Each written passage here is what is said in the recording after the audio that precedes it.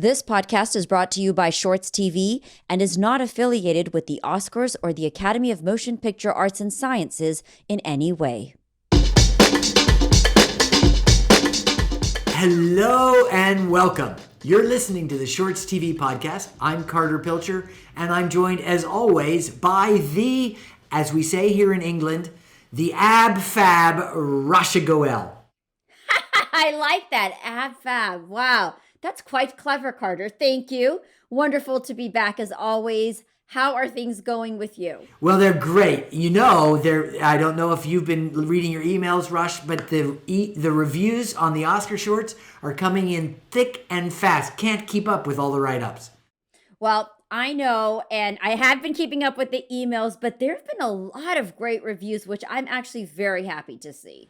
Well, I've said it once, I'm going to say it again. The Oscar shorts are some of the best pieces to discuss about films, and there are some amazing things happening in them that you're not going to see anyplace else. I agree. And we've got a filmmaker on the podcast today who, of course, is no stranger to media coverage. Anders Hammer is a Norwegian journalist and documentary filmmaker who's worked across the world covering everything from the war in Afghanistan to the refugee crisis in Europe. Yeah, he is a really cool dude, and amazing that he's been nominated for his short documentary called Do Not Split, which tells the story of the 2019 Hong Kong protest, told through a series of demonstrations. The demonstrations escalate into conflict when highly armed police appear on the scene.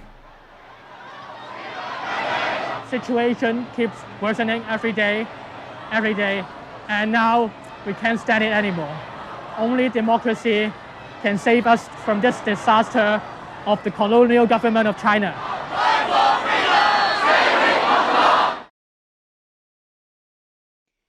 Well, Anders, it is wonderful to have you here with Carter and I. Such an important story. Lots to talk about with this documentary, Do Not Split. If you could briefly tell our listeners what this documentary is about.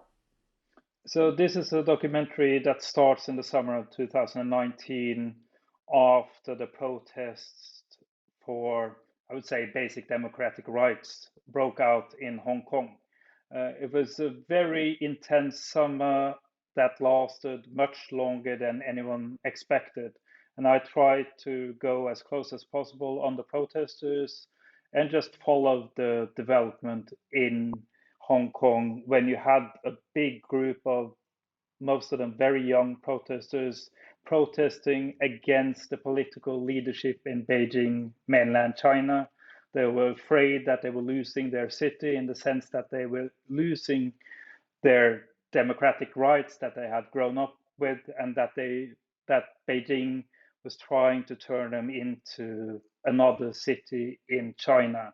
And that means that they would completely change the way the political structure in Hong Kong, and you would see democracy disappearing. I have to say it's one of the most unflinching looks at the situation that I've seen. You have an amazing ability to go right at what really is happening. Tell us about your technique a little bit. I would say that the technique was me trying to get as close as possible to the protesters and try to capture the intensity of the streets. Right. It was a very big protest movement, and they were protesting in many different ways.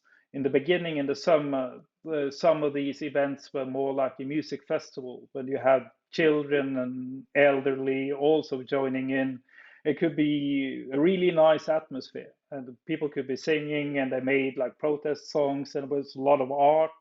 And you also had these flash mobs. It could be people walking out from their offices, suddenly starting to sing a protest song, then going back to work. But I would say that was more characteristic for the beginning, because normally the police would come out and at some point they would move against the protesters. Right. And then you will have what were called the black clads, the protesters dressed in black with different kind of helmets or glasses or homemade protection gear, and they would confront the police.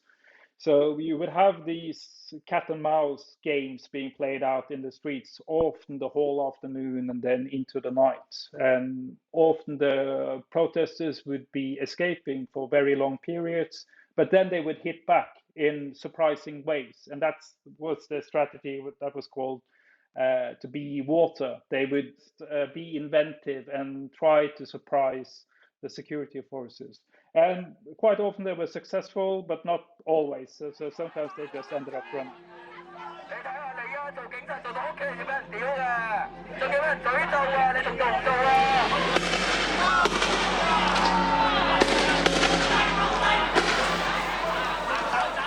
One of the things that's interesting is that you captured that. You very much on screen got this feeling of, you know, they're pushing across the bridge and then there's something going on in the background and then there's another group of them and some of them are getting hurt and some of them, and then they reform and come back and how did you do that? I mean, is it editing? Is it that you were just there? Because it felt like when we watched the documentary, it felt like moment by moment you get to be like parachuted into the middle of the most shocking parts of this protest. You were immersed in it, I felt, right? Very, very immersed. And before you answer, I want to add, if you could include in that too, because you did not plan this.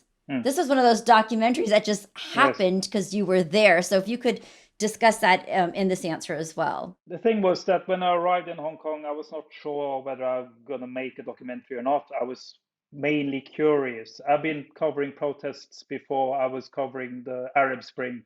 And so I had experience working on protests, trying to capture them.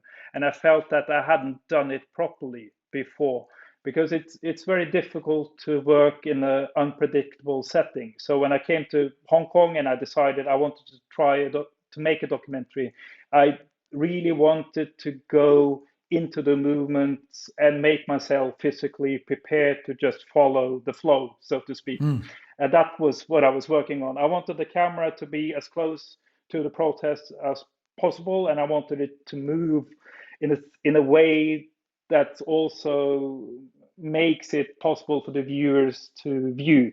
I've done quite a lot of editing before, and I know that if I was to succeed with this technique, I had to really concentrate on the way I was filming.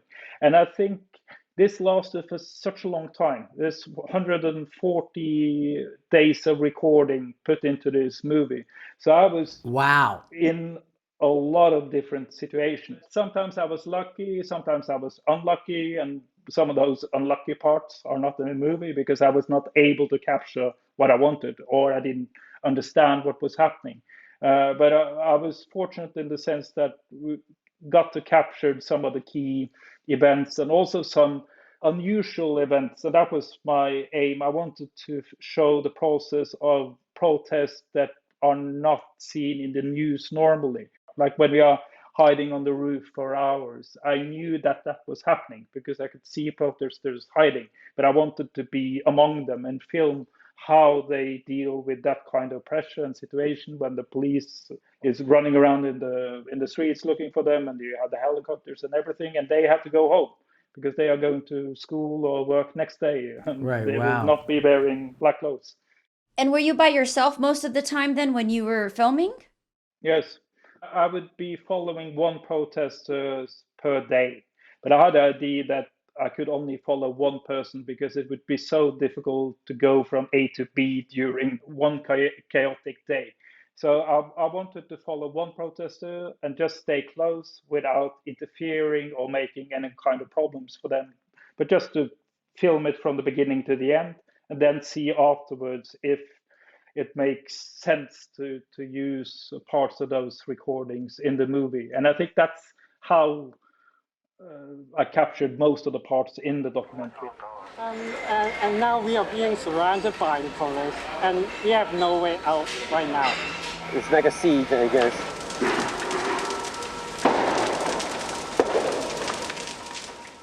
Often documentarians pick one character or two or three characters, and you kind of follow their stories in the midst of the larger epic. But I felt in your documentary, you certainly didn't pick any particular characters. And because they all have their masks on, it's harder, even harder, if there were similar characters, to really know if they were the same person and to identify with them.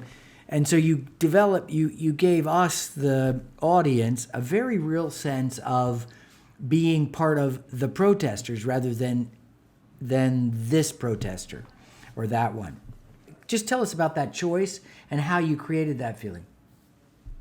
We did it deliberately because they have had protests before in Hong Kong, but what was very clear when I came was that they didn't want to have high profile leaders. Right. They wanted to be one protest mass. They wanted to be a group of people standing in solidarity with each other, not being visible in the sense identified as leaders and followers, but all working together. And they were having these votes online whether to do this and that, and they were very concerned about being as democratic as possible and being as fluid as possible and staying together as one. So that's also why it's called Do Not Split, because that's one of the slogans.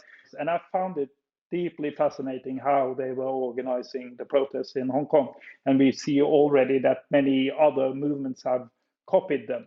For me, they are like the spearhead of protest in the world today. So that was my way of approaching it, trying to show how they were thinking and also making that visible in the sense that you don't focus on one character drama. Well, and speaking of your background as a journalist, as a documentary filmmaker, you've been around the world, including places like Syria and Afghanistan.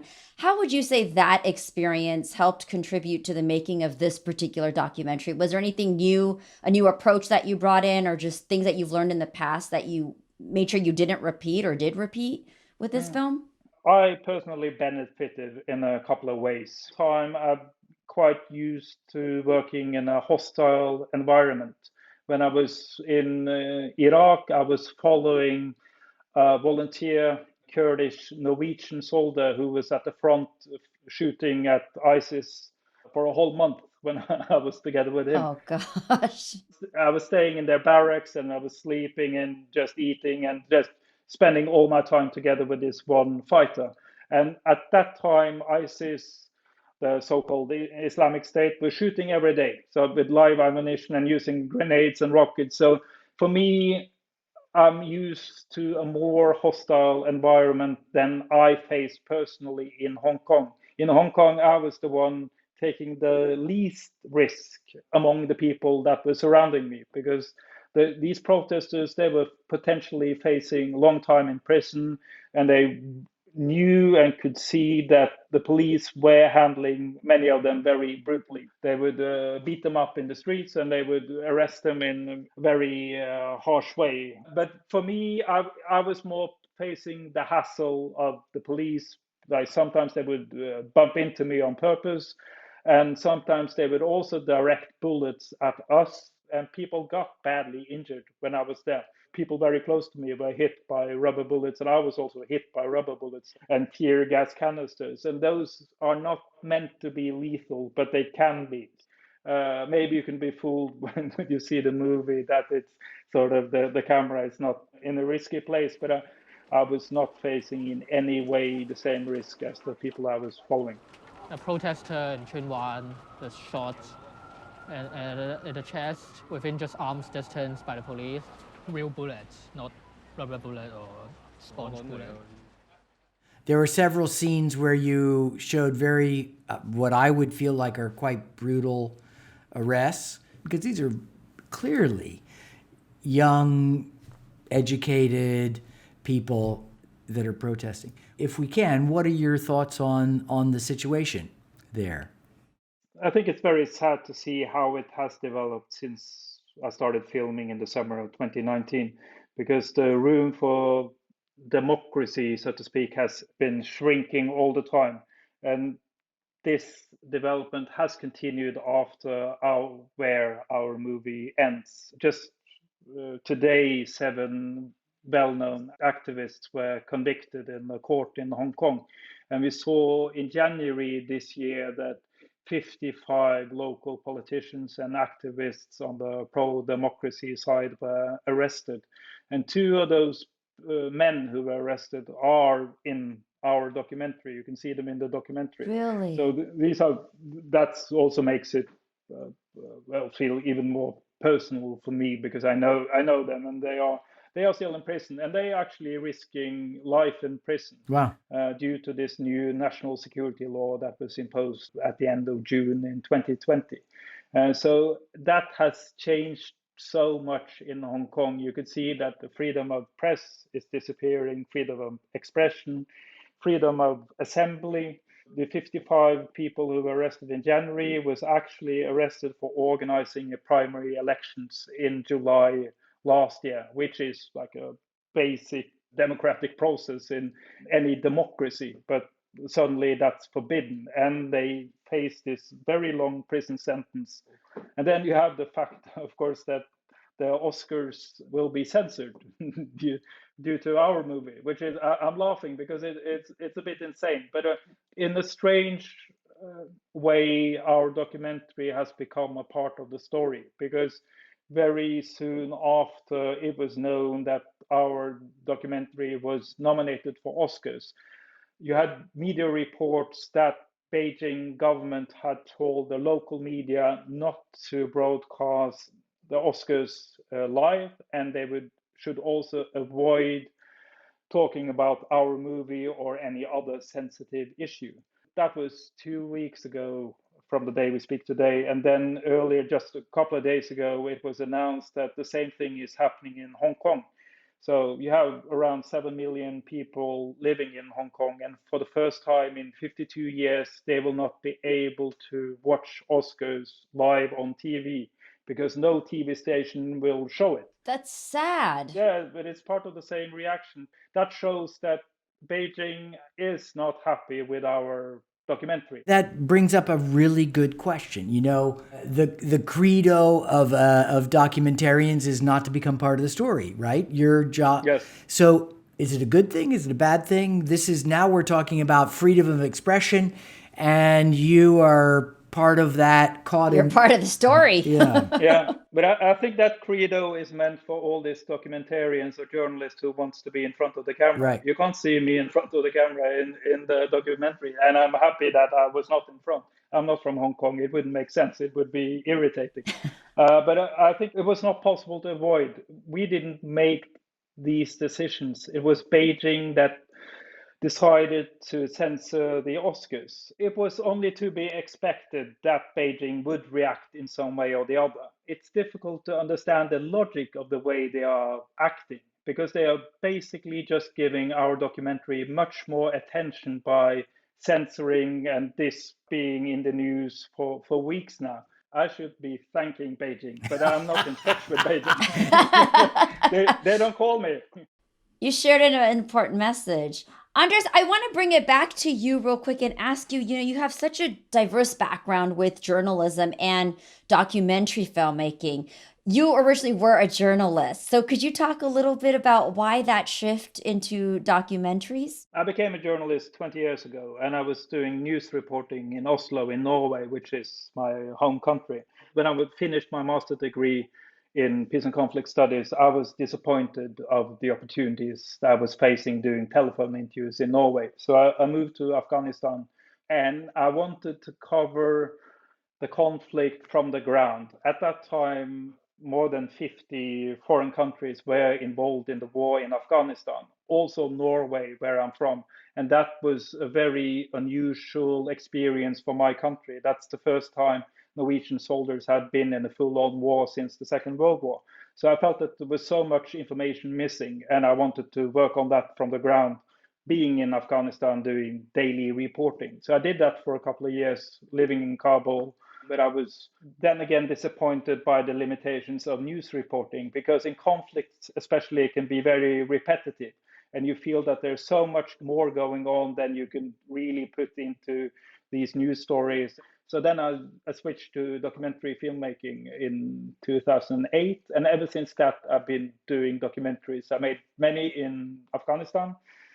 And then I've been working in Iraq and Syria and Egypt and Kenya.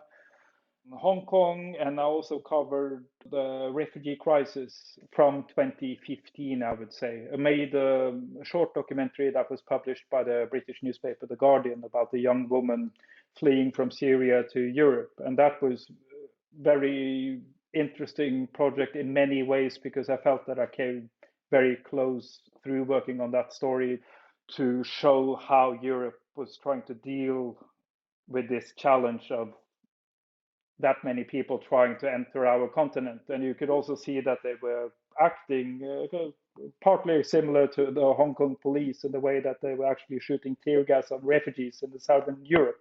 So that was very sad experience, but it was also, when the movie was published, I also saw that a short documentary can make quite a big impact, because that went viral in social media, and I think the link was shared like 100,000 times, which is a lot in social media. So we had all these discussions erupting from the movie, and you could see people sharing their personal thoughts on Facebook and Twitter and other social media about their ideas and how they felt when they watched the documentary.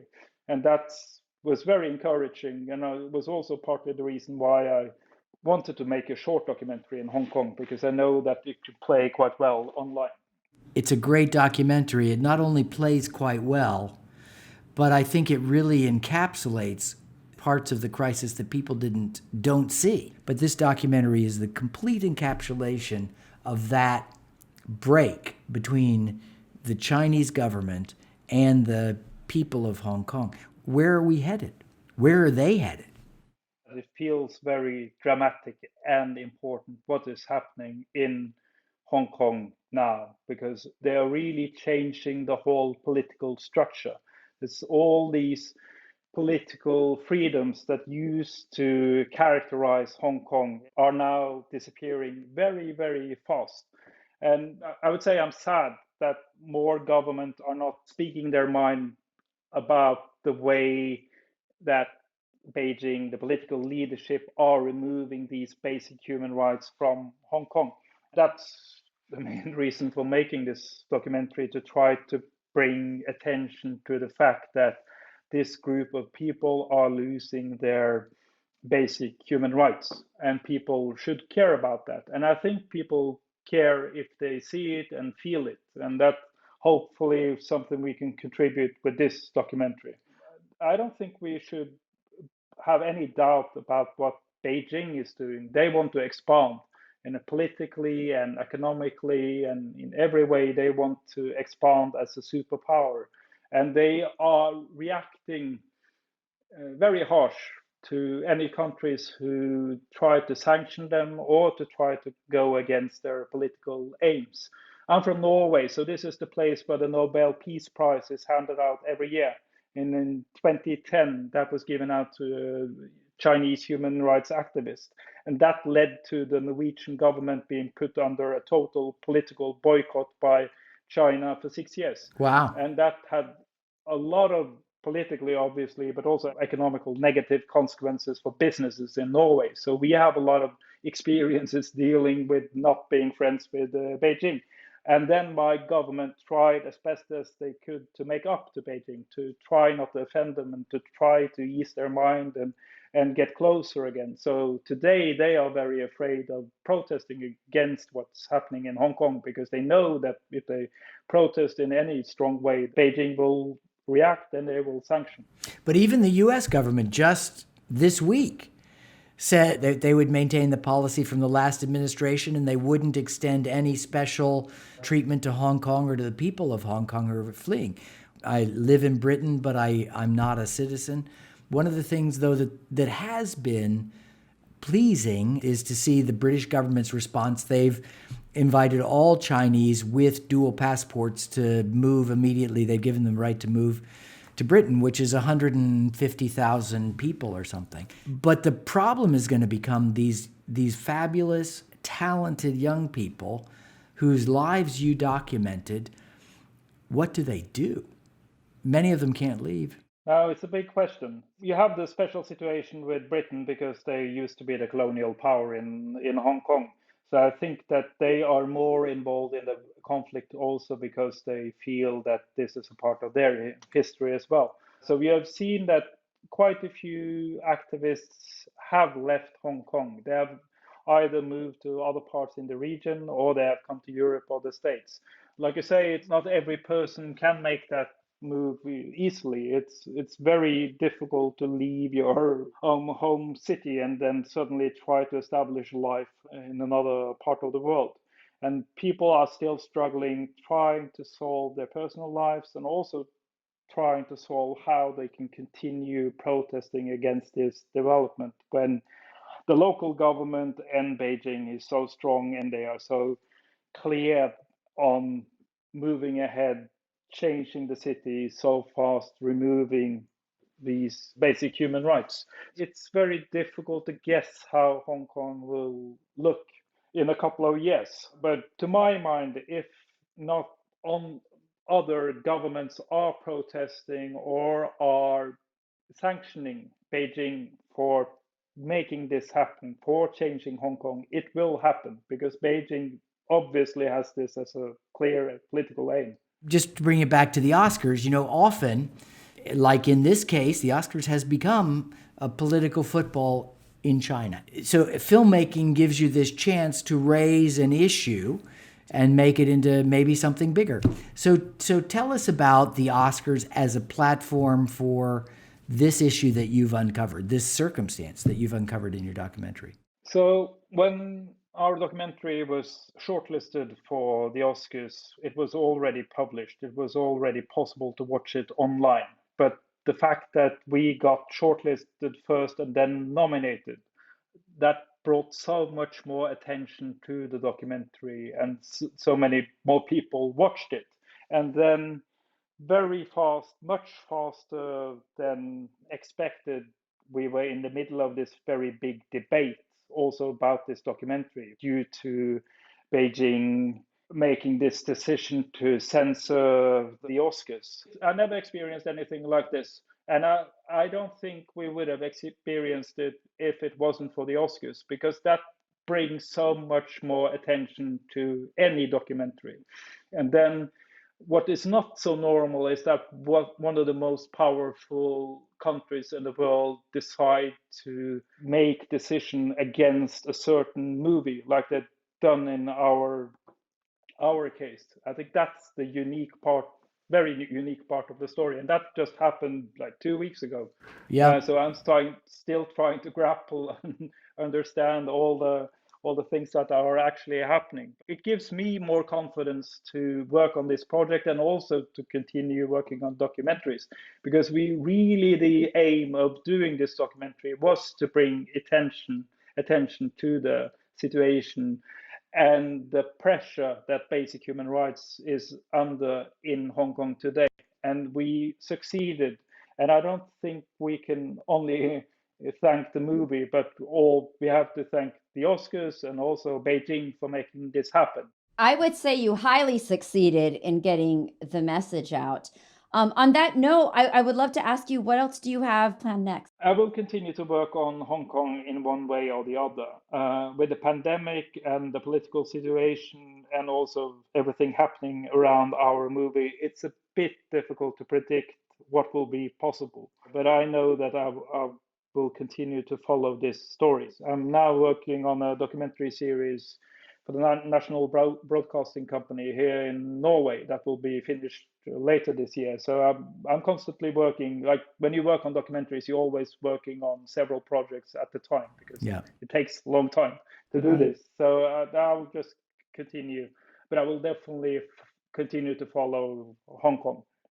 But the message is out there, and that's, I think, the most important thing. The message is out there, and you've been a part of a huge movement and getting the word spread. Like you said, we get perspectives as news journalists, right? Because the outlets are constantly, they're curating what's being sent out there. I would love to ask you one final question before we wrap up here, is a personal question about being fearless. When I look at the journey that you have shared with Carter and I here today, I just feel like you've constantly put yourself in situations where it's risky. there's risk of death as well, but you're fearless. Is this something that has been a part of your personality, or have you developed this over time? And are you completely fearless at this point in your life? I think I have experience from dealing with quite a lot of different security situation, and I'm used to taking care of my own safety. At the same time, and you actually don't know how you will react before you experience it. You have to experience different kinds of traumas before you actually are put to the test, and you know. And my way of reacting is staying rational and calm, but I'm also analyzing where the bullets are coming from, for instance. So I'm trying to put me out of that angle if possible, and definitely if it's live ammunition, I will go to the side. Thank heavens. But at the same time, I think being a journalist, you often feel bad. Like I've been feeling bad a lot as a journalist because you feel that you are not doing a thorough enough job. So for me, being very physical in the way I'm going out is a way of dealing with that, making it more acceptable for me to do this kind of work. I like to be outside and I like to try to follow process. And then at the same time, these people that I met in Hong Kong and in Afghanistan, in Egypt, and many other places are much more fearless than myself. Often it's easier for me to deal with difficult situations, and I'm not facing a long time in prison, but many other people I follow, they do. And I've been arrested many times, but I only spent one night in prison. So wow. you can no, but you What can, country was that? Morocco, actually. So yeah, I was following these children trying to escape to Europe, and they were hiding under the trailers. And then I was arrested in the harbor and put in this harbor prison for a night. And they were beating the kids. Like I've never had that experience of sitting, watching someone getting beaten, and you feel that you should interfere. At the same time, you are in the situation where you are not able to interfere. But I'm still sort of not feeling at ease with myself not doing something then. And then in the morning they let us all out. So I walked out to the prison with the kids. What a life you've led, Anders. Thank you. Thank you for Truly a journey. That's a film itself, right, Carter? Yeah, amazing. Well, thank you so much. What a great film. And I'm sorry to be a little superlative, but I feel very strongly about this film. It's an amazing piece of work. Thank you very much. It was a pleasure to speak with you. Thank you. You know what amazes me about him is just how involved he was. He was there in the midst of everything. Such a brave filmmaker. Carter, are you a fan of documentaries in general? Well, for sure, on this kind of filmmaking is something that I think is really special. And, Anders and documentary filmmakers in general, one of the really great things is that they take you behind the headlines, things that didn't even really make much of a difference to you because it was just a headline, it was just quick, sounds like there's a riot someplace. Something you don't pay attention to. He takes us deep into the story, and Do Not Split, I think, is just a fabulous example of a headline I didn't pay any attention to, and suddenly this is a big story, a gripping. And now I understand why the Chinese government is threatening not to let the Oscars be played in China because of this. Because it's much more is happening there than we ever knew. Yeah, I agree. And I think it gives us a deeper understanding into understanding why this rift exists between the two groups. I think what was so important for me when I was watching was actually feeling the emotions of what these protesters, rioters, whatever you want to say, what they were going through, right? And again, he does such a wonderful job of putting himself right there on the ground with them, making it feel as if we are right there. So very, very brave. I mean, it was dangerous, I would say, in some situations.